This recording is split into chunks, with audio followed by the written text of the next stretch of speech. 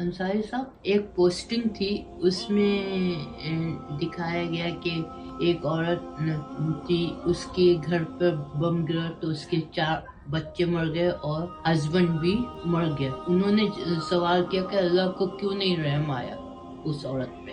देखिए, इसमें रहम का मसला नहीं है, अल्लाह तो बहुत मर्सीफुल है। और जैसे मैं पता कुल्लु नफ्सिन ज़ायक़तुल मौत और इन्ना लिल्लाहि व इन्ना इलैहि राजिऊन की हर चीज को अल्लाह की तरफ लौटना है। तो ये तो ऐसा मसला है ना कि जिसकी जिस तरह से मौत लिखी है उससे मौत आएगी और वो लौटेगा, और जिस तरह लिखी है और जिस तरह लिखी है। अगर मेरी मौत के लिए मुझे चल के जाना पड़ा उस जगह पे जहाँ मेरी मौत लिखी हुई है, अगर जिस गोली पे मेरा नाम लिखा है वो गोली मेरे सर में आके लगेगी, तो उसको कोई नहीं रोक सकता है। इसमें मसला ये बात समझने की बात यह है कि अल्लाह सुब्हान ताला की हर चीज ये जो हमारे पास है ना दुनिया में, हमारी रूह, हमारी बॉडी और ये अमानतें हैं अल्लाह ताला की। हर क्रीचर की बॉडी है, रूह है, वो अमानत अल्लाह की, उसको लौटना है और किस तरह लौटना है वो अल्लाह को पता है। अब वो जो सबर करने वाले लोग हैं अल्लाह उनके साथ है। साथ का मतलब ये है कि अल्लाह ताला उनको फिर पूरा बैकअप देता है। अब उन्होंने ये गारंटी दे दी कि माँ जो है बच्चों के साथ जन्नत में खेल रही है। ये बच्चों वाली बात है, क्योंकि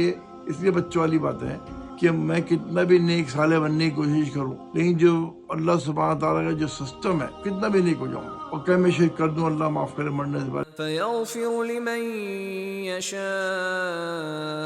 ويعذب من يشاء والله على كل شيء قدير۔ پھر جسے وہ چاہے گا بخش دے گا اور جسے چاہے گا عذاب دے گا، اور اللہ ہر چیز پر کامل قدرت رکھتا ہے۔ جیسے عمر بن خطاب کہتے تھے کہ میں پھونک پھونک کے چلتا ہوں، اتنے کانٹے دنیا کے اندر۔ تو اسی طرح سے ہمیں بہت کیئرفل ہونا چاہیے، کتنی بھی ہم عبادت گزار ہو جائیں، ہمیں پتہ نہیں ہے موت سے پہلے کہ ہم سے کوئی ایسی غلطی ہو جائے جو ہمارا کیا ذرا بیکار ہو جائے سارا۔